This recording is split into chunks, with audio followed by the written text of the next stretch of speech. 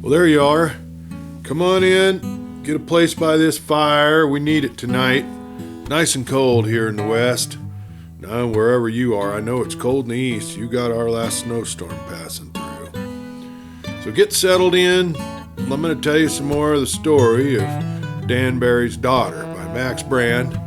And if you haven't read any of this, or it's hard to keep up with, track back into our library and you'll see that we've got chapter 1 through 30 before this, of course. And, well, with that, get settled in. Here we go.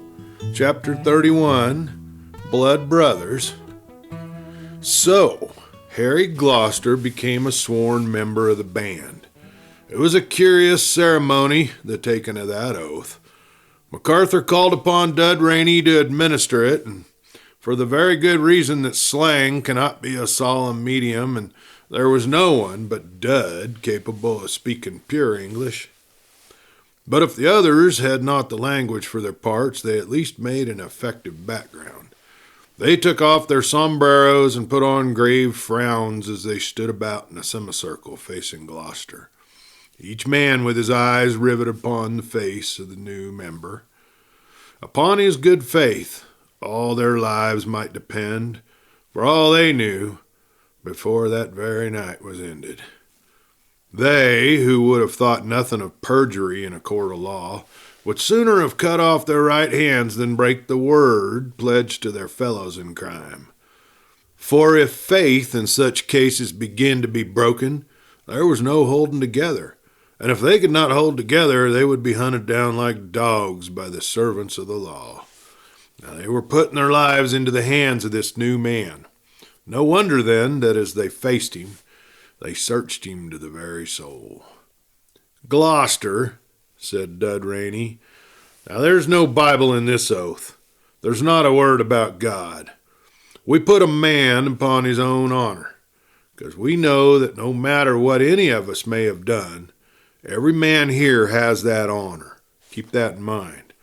And then listen to me and repeat after me." He began speaking, making a pause here and there so that Gloucester might repeat what he'd said. Well, it sounded like this. "I, Harry Gloucester, give my honor and pledge my word that I shall truly and faithfully live with all the men who are here now with me, and if I have any old quarrel or grievance against any of them, I shall bury it and never bring it to the light again. I shall hold the safety of the very man that I least care for among these men before me to be of greater importance to me than my own very safety. I shall never fail them in danger, but with all my strength and with all my ability I shall stand at their sides. What the chief commands me to do, I shall do no matter what I think of it myself, with one exception, always, that he shall not have the right to order me to kill any man, and understanding that in a vote the majority of the men will overrule the command of the very chief. With all these things in mind, I give my honor, and I pledge my word, that when there is work to be done, whether we are fighting or fleeing, I shall hold every man here as if he were my dearest brother." Here he ended, and Gloucester, having repeated the oath to the very last word, considered that the ceremony was at an end. But Dud Rainey now turned to the silent witnesses and propounded the same oath to them, and every man answered slowly and solemnly, his eyes never leaving the face of Gloucester for an instant, as if to drive every single word deep into his mind. He watched MacArthur particularly as that big chief was repeating after Rainey. "If I have any old quarrel or grievance against this man, I shall bury it and never bring it to the light again." And here MacArthur made such a long pause that the others had finished speaking the sentence before he began. His brow was as dark as thunder, and his eyes was flashing. Yet speak it he did, in a strained and halting voice, which grew smoother with every word until at the end he gave an emphatic nod. It was a solemn thing to Gloucester. He himself had repeated the oath, hardly knowing what he did. His mind had been filled with other things, Well, the strangeness of his situation and the thought of Joan. But now he realized what he had done. Even Joe MacArthur, malignant as a plague, had buried the hatchet, and he could not doubt that the big man was sincere to the bottom of his heart, and so were all the others. Their gravity was written deep in their faces. And now, last of all, Dud Rainey himself repeated the oath which he had been given to the others. That faint smile which never really left his lips was gone now. A frown gathered in his forehead. He removed his glasses as though there must be nothing artificial between his eyes and the eyes of Gloucester. And when he was ended, he shook hands. The others came up one by one and followed his example. Now MacArthur was the last, and his grip lingered in that of Gloucester for a long moment. Finally his hand fell, and Fatty Guineas broke the strain of the moment by saying, "The hell of it is that when I'm taking that oath, I always see myself already dead for the sake of this new gent. I feel like a funeral for 2 days." "Well, you seem to be tolerable alive under the fat," remarked Sliver Martin. "I'll never die for you, you blasted son of a gun," Fatty retorted. That laughter went around, but not loudly, as the hand of MacArthur was raised, and he cautioned. "Now we got to get out of the hollow without waking Joan, boys. We're going to be back here in the morning before she's more'n up and got her breakfast." It caused the sweat to start from every pore of Gloucester's body. They were to ride that very night. Then, but looking down to the floor so that none of them might read the horror in his eyes, he set his teeth and decided that he would find a way of withdrawing before the actual scene of the crime was to be reached. "Go out and saddle, one by one, boys, so's Joan won't hear," went on MacArthur. "Lead your hosses down through the gap, and you wait out there until we're all together. Then we'll start." They began to follow his commands while MacArthur drew Gloucester to one side and explained to him in detail the plan for the robbery of the Wixon Bank.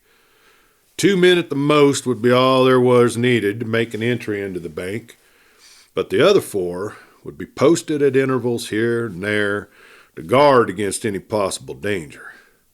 Now that Gloucester was there, it meant that there was 5 extras. "An easy job for you this time, Gloucester," said MacArthur, and you'll hook in on your full share of the coin. You ought to be more than $10,000 to the good before morning." Gloucester nodded. After all, the thing could be managed, as MacArthur pointed out. This was an inside job, and there would be virtually no risk attached to it. He did not keep that stolen money which fell to his lot. He could simply leave it behind him at the camp when he departed. Or better still, he could send it back to the Wixon Bank. He would have no actual share in the crime. And when the good time came and he found that mysterious murderer of Nichols and Springer, he could return to the ranks of law-abiding men with a reputation unsustained. Now, by that time, too, he should have found some way to convince Joan that she could not lead the wild life which she had chosen. MacArthur broke in upon his thoughts. He'd been watching carefully the rapt face of the new recruit. "Now that's the way it always is," he said. "It's hard to take the plunge, but once you're in the water, the swimming's fine. I'd a pile rather have a man that goes at that work slow with regrets than a gin that makes a game of it right off from the start." He beckoned Gloucester to him, and going to the wall, he took down a bridle. "Gloucester," he said, "what you find out in this here gang is kept secret. You know that." "I know that."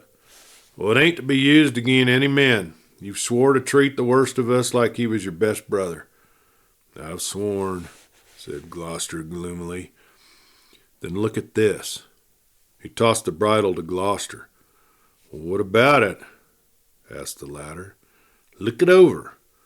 He obeyed, scrutinizing it carefully, but on the outside it was certainly the most ordinary of bridles in appearance.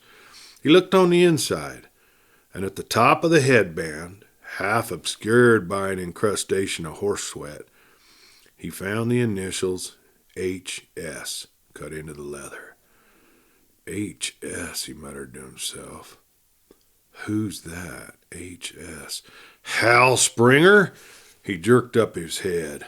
Good God, he breathed. MacArthur had folded his arms, but although he had to set his teeth to force himself to it, he managed to meet the eye of Gloucester. Yep, he said, I done that job. And tried to make me swing for it? I'm a hard man, Gloucester, said MacArthur, but a faint blush of shame had appeared in his cheeks. I'd have let you swing and been glad of it. With one gent swings for a killing, there ain't any looking for the other killer, and now you're one of us. I've swore solemn that I'd treat you like you was a brother of mine, and I'm telling you the truth. Gloucester groaned. There was such a mixture of astonishment and anger in his heart that he was breathing hard. I didn't go up there to do no harm to Nichols, MacArthur went on. I was flat. I wanted to touch the old boys, but he seen through me and he made me mad. There wouldn't have been no more than words, though, but when I got mad, Nichols got scared, and being scared, he reached for his gun. Then all hell broke loose. In a couple of seconds, I come back to my senses, and there they lay, dead on the ground. I grabbed what I thought was worth grabbing, and being flat, and unbeat it. Gloucester, that's the whole yarn. It's the worst thing that I ever done, and the way I let 'em round you up for the job was worse yet, but I'd have let you go to the gallows right up to the time that you got to be one of us. Gloucester, if you don't want to serve under me after hearing that, you're free to go where you want to go. If you'll stick with us in spite of that, there's my hand. For the split part of a second, Harry Gloucester fought his battle with himself. But after all, there was no choice. He was free to leave the band, to be sure, but if he left them, it meant that he left Joan. And in another moment, he found himself shaking hands with the murderer of his two old partners. Chapter 31, Riders in the Night. There had been no truth in the supposition to Harry Gloucester that Joan had gone back to her hut to sleep as soon as he left. Strange as she was, she had been profoundly stirred by the quiet and the dignity of her lover as he left her, and never had her new choice of a way in life seemed so hard to her as when she saw him striding away toward the defile. Had he paused and turned back to her with a final appeal, she could not have resisted. She would have run to his arms and gone out with him to take his way in the world, no matter what it might have been. But he went on steady with no sign of faltering, and when he had disappeared, she was filled with a desperate sense of loneliness. Worst of all, she knew at once that the companionship of the men who were now sleeping in that big house nearby could never make up to her for what she had lost in losing Harry Gloucester. She went to the captain, and when she was still 50 steps away, he scented her coming and raced to meet her like a great happy dog when it sees its master. He threw a swift circle around her, then came to a pause in front of her with his head tossed in the air and his eyes shining. They had a talk together after their own way. She whispered to him while she rubbed his nose, and he whinnied his reply, no louder than her own hushed voice. Of him she asked her questions. Where were they going? What would they see? And what would they do on that long trail which they were starting together? And then a gust of wind struck them and brought the stallion's head up, pointing north, and the cry of an owl blew vaguely and mournfully them on the breeze. And that was the answer, as she had known even before she asked. They was bound north and north.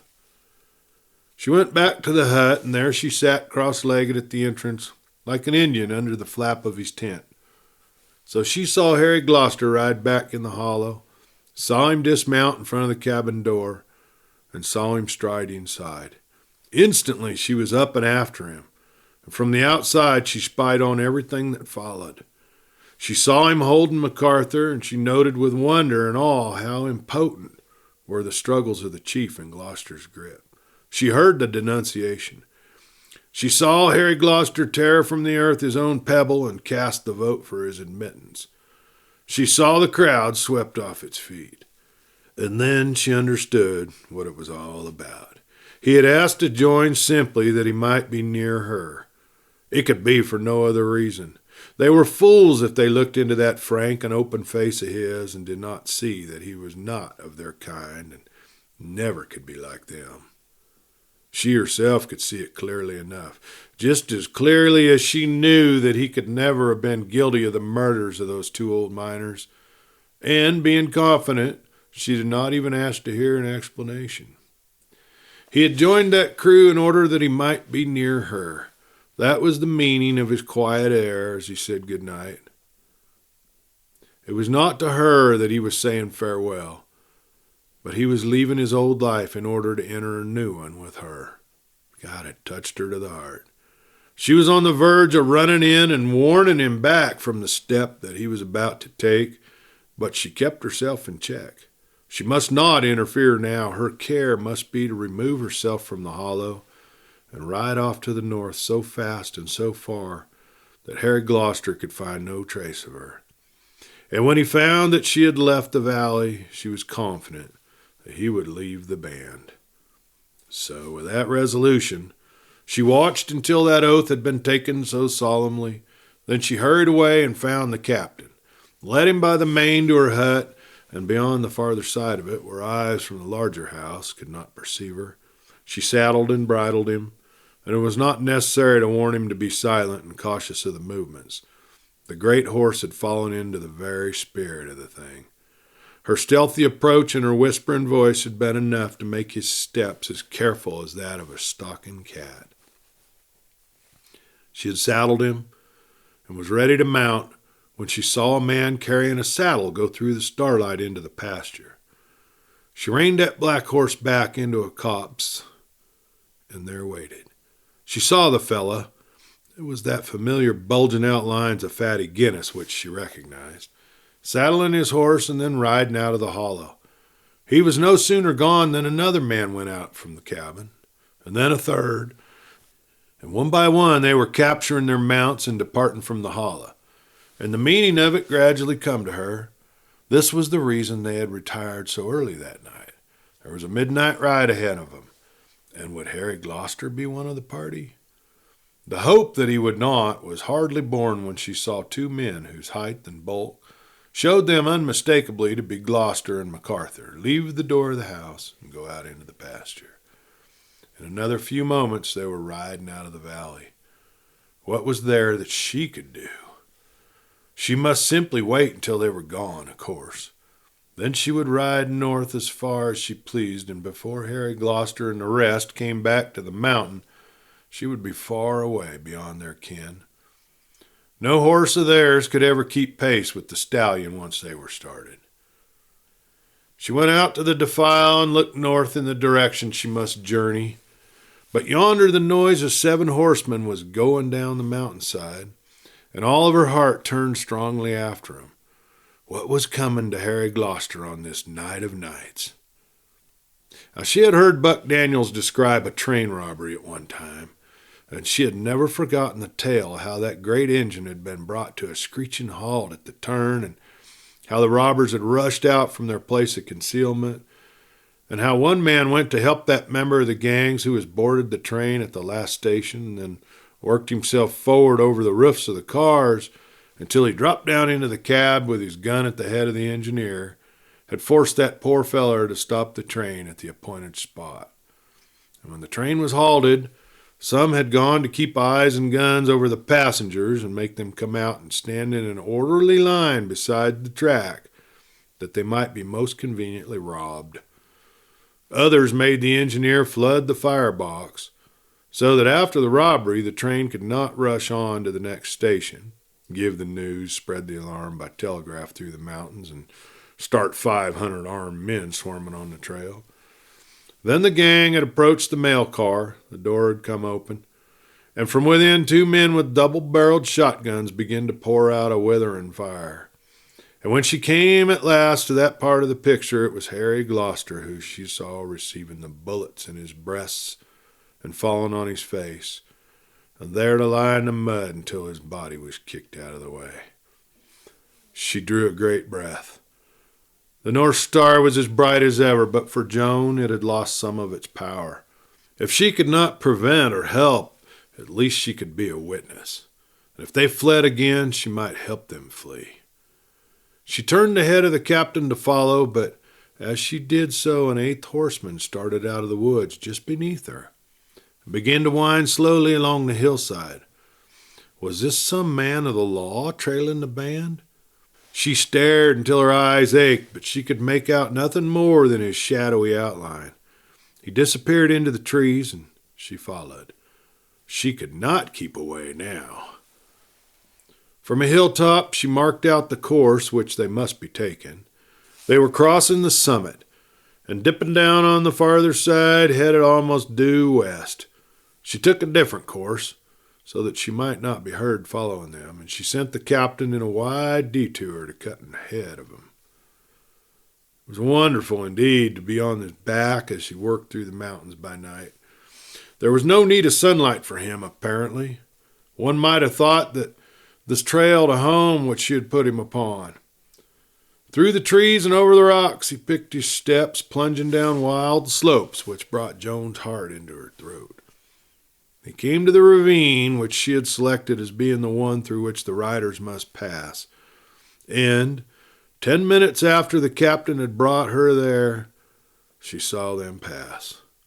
They rode in a single file on account of the broken nature of the ground, with MacArthur, as his duty was, leading the way and making the trail. Behind him came the six, and last of them all the way was the bulky form of Harry Gloucester. She could have almost reached out and touched him. Well, they passed on, but still she did not ride out, for there was yet another man to be watched, and this was the one she had seen on the mountainside following the others. It was a full 10 minutes she waited, and then he came, jogging his cow pony steadily along, a man who wore his hat in a strangely familiar way, canted to one side. He passed, and his horse stumbled. "Steady, boy," muttered the rider, and rode on. But he left Joan stunned behind him, for she had heard and recognized the voice of Buck Daniels. Chapter 31, A Fatal Mischance. Samuel Carney was enough of a Christian to believe in the efficacy of forgiveness of sins, but if he had any doubt, it would have been removed on this day. Even a sense of shame had left him. He was filled with a mild peace and a feeling of purification. But the vision which occupied his mind substituted, in place of the unseen visage of the Almighty Father, the fat and rosy face of Oscar Fern. The devotion which he felt for the good-natured banker and millionaire was a cross between the devotion of a soldier for his captain and of a son for a father. New lights had also been breaking in upon him. As he reviewed his labors for the bank, he decided that there might be at least a shadow of doubt as to whether he had been absolutely essential to the welfare of the institution. He mused, also, upon the often repeated remarks concerning the stupidity and the luck of Oscar Fern. Here, after all, had been another one of Oscar's pieces of luck. He had saved that bank and himself a loss of $100,000, buckled to his side the services of his cashier, who was faltering from the straight and narrow path, and avoided a scandal which would have shocked the community to its very core. It could be called luck, to be sure, but it seemed to Sam Carney that there was another name for it. One might call it instinct, say. At least there was no doubt that that kind and shallow eye could sometimes look deep, deep beneath the surface. If he had not seen Carney's mind, at least he had seen his suffering. It was a strangely humbled Samuel Carney, therefore, who prepared for the work which lay ahead of them that night. It was not pleasant work. It meant that he must ride after dark out of the valley and into the foothills to that deserted shack on the old Thompson ranch. And Sam Carney was not at all fond of riding. He spent his days at his desk, his evenings at his newspaper and his books, and the nights puzzling over business problems and fighting for sleep. A spin through the fresh open air was an unknown novelty to him, but it was necessary this evening. Men were coming down from the mountains into a death trap, which they had been assured by his own lips would not exist. He must warn them off. Therefore he saddled a horse and rode away as soon as the darkness fell. And on the way he thought over what he should say to Joe MacArthur. That was not to be a pleasant interview. He could hear the curses and see the black looks in prospect. But all this must be ventured. He had in his pockets $500 in cold cash. That might help to soothe the wounded feelings of the outlaw and pay him for the wasted ride of the night. If it would not do, he could not help it. One fierce 10 minutes of conversation, and then the affair would be off his shoulders forever, and he could go on to face the prospect of a happy and a peaceful life to the end of his days. Music for his daughter, health for his wife, and the undying love and faith of his employer. Tears rose to his eyes at the thought of Oscar Fern, and when the lump melted away from his throat, he swore aloud that the rest of his life should be spent in the service of that banker.